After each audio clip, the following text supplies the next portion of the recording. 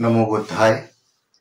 आजचा विषय आहे तो म्हणजे बुद्ध इथला संपत का नाही. ऐकायला थोडासा जरा अवघड विषय वाटतो, मनाला पटत नाही, कधी कधी खटकतोही, पण खरोखर जर विचार केला तर खरंच इथला बुद्ध संपत का नाही याचा मागोवा आपल्याला घेणं गरजेचं आहे. कारण येणाऱ्या भविष्याची वाटचाल हाच प्रश्न आपल्याला देणार आहे. म्हणजे बुद्ध धम्माचा, बुद्ध तत्वज्ञानाचा ऱ्हास कसा झाला या संदर्भात आपण अगोदरच एक व्हिडिओ केलाय की भारतातून बौद्ध धर्माचा अंत कसा झाला होता. या संदर्भात आपण तो व्हिडिओ जाऊन पेजवर पाहू शकता. आता त्या व्हिडिओचे जे काही संदर्भ आपण जर घेतले किंवा त्यातले जर काही कारण पाहिले तर अर्थातच त्याच्यानंतरच्या काळात हे सगळी जी तार होती, जो परंपरा होती ती सगळी तुटली म्हणजे काय, धम्माचा प्रचार आणि प्रसार करणारी जी माणसं होती, जे बनते लोक होते, ते सगळे इतर देशात पांगले आणि भारतात त्याचं प्रमाण कमी झालं. असं असलं तरी हे सगळं झालं आणि त्याच्या कित्येक वर्षानंतर दशकं गेली, शतकं गेली, हजारो वर्ष गेली आणि त्यानंतर पुन्हा बौद्ध धर्म तितक्याच क्षमतेनं परिपक्व झालेला दिसतो. आता याच्या पाठीमागचं मूळ कारण काय हे या व्हिडिओच्या माध्यमातून समजून घेण्याचा प्रयत्न करूया. नमस्कार, मी सूरजकुमार वैशभाई सुधाकर आणि तुम्ही पाहताय पिंपळाचं पान. आता या विषयाकडे थोडंसं आपल्याला विचार जर केला, थोडंसं लक्ष दिलं तर आपल्या एक गोष्ट ध्यानात येते की बुद्ध किंवा बौद्ध तत्वज्ञान हे मुळात जे आहे ते मानवी स्वभावावर निर्मळ आहे, मानवी स्वभावावर अवलंबून आहे. मानवी स्वभावाला ते प्रतीत करतं. म्हणजेच काय, मानवी मनाशी जे काही गुंतागुंती असते, मानवी मनाशी जोडलेले जे काही भावभावना असतात त्याच्यावर काम करणारं तत्वज्ञान म्हणजे बौद्ध धर्माचं तत्वज्ञान आहे. यातलं जर आपण विपश्यना हा जर भाग पाहिला तर विपश्यनामध्ये आपण 10 दिवसाचा कोर्स केला तर त्यामध्ये आपल्याला कळतं की 10 दिवसामध्ये आपल्याला श्वास ही एक गोष्ट कळते, आपल्याला आपल्या भावना ह्या गोष्टी कळतात. तर म्हणजे याचं सार काय की गौतम बुद्धाच्या जो तत्वज्ञानाचा सार आहे तो कुठेतरी मनाशी जोडलेला आहे.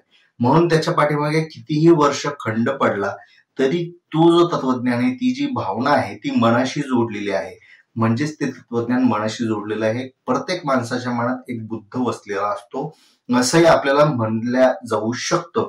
पण आता त्याच्यानंतरही जर आपण काही गोष्टी पाहिल्या तर अगोदरच जे भारताच्या बाहेर बौद्ध धर्माचा प्रसार झालेला होता, तो प्रसार पाहता थोडाफार प्रमाणात भारतातही इतिहास होता.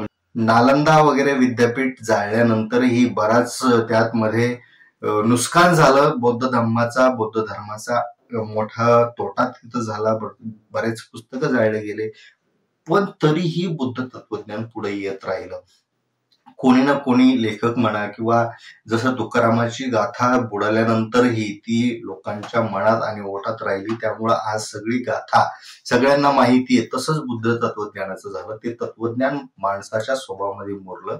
काही प्रमाणात शिलालेख किंवा जे काही लेण्या कोरलेल्या होत्या त्यातून बुद्ध बाहेर यायला लागले. आणि मुख्य म्हणजे जेव्हा डॉक्टर बाबासाहेब आंबेडकरांनी धर्म बदलाचा एक संकल्प केला, हिंदू धर्मात मरणार नाही हा संकल्प केला, त्याच्यानंतर त्यांनी ज्या पद्धतीने अभ्यास केला त्या अभ्यासातून कागदोपत्री स्वरूपात बुद्ध पुढे यायला लागले.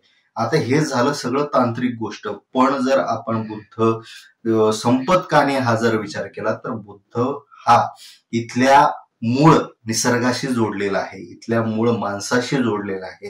त्याचे जे विचार आहेत, बुद्धांचे जे विचार आहेत, बुद्धांची जी संकल्पना आहे, बुद्धाचं जे प्रेम आहे, कारण मुळात प्रत्येक माणूस हा प्रेमाचा भुकेलेला आहे. आणि प्रेम, दुसरी गोष्ट म्हणजे प्रत्येक माणसाच्या आयुष्यात दुःख आहे, म्हणजे प्रत्येक माणूस प्रेमाचा भुकेला आहे. आणि दुसरी गोष्ट म्हणजे प्रत्येक माणूस दुःखाशी झगडतोय. या दोन्ही गोष्टी संदर्भात गौतम बुद्धांनी जे विचार मांडले ते प्रत्येक माणसाला टार्गेट करणार आहेत, म्हणजे प्रत्येक माणसाला लागू होणार आहेत.